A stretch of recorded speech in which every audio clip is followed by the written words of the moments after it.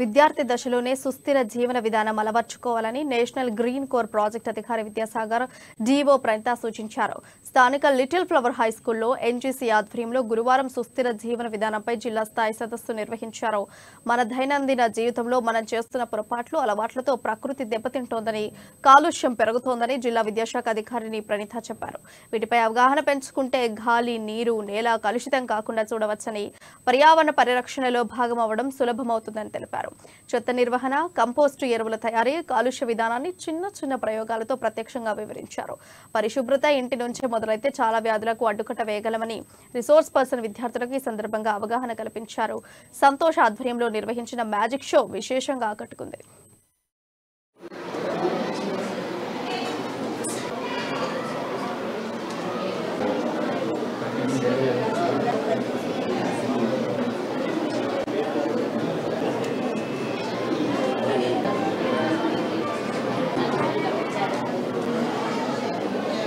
Sustainable life style మీకు అందరూ తెలుసు. మనం ప్రతిసారి కాలుష్యాన్ని నివారించాలి, ఇది ప్రతి ఒక్కరికి తెలుసు. అయినా ఈరోజు మళ్ళీ అందరూ చెప్పడం జరిగింది. ఏ విధంగా నివారించాలి అంటే ముఖ్యంగా శుభ్రంగా ఉండాలి. మనం డైలీ మన లైఫ్ స్టైల్ మారాలి అంటే మనకు తపన ఉండాలి. ఏ విధంగా మనం పొద్దున లేవగానే చదువుకుంటాము, స్కూల్కి వస్తాము, మళ్ళీ సాయంత్రం ఇంటికి వెళ్ళి కొంచెం చదువుకుంటాము. అలాగే ఈ స్వచ్ఛత అనేది ఏవైతే చెడు పదార్థాలు, చెడు వస్తువులు ఉంటాయి అవి ఒక డస్ట్బిన్ లా మంచి ప్యాకెట్ డస్ట్బిన్ వాడేయాలి.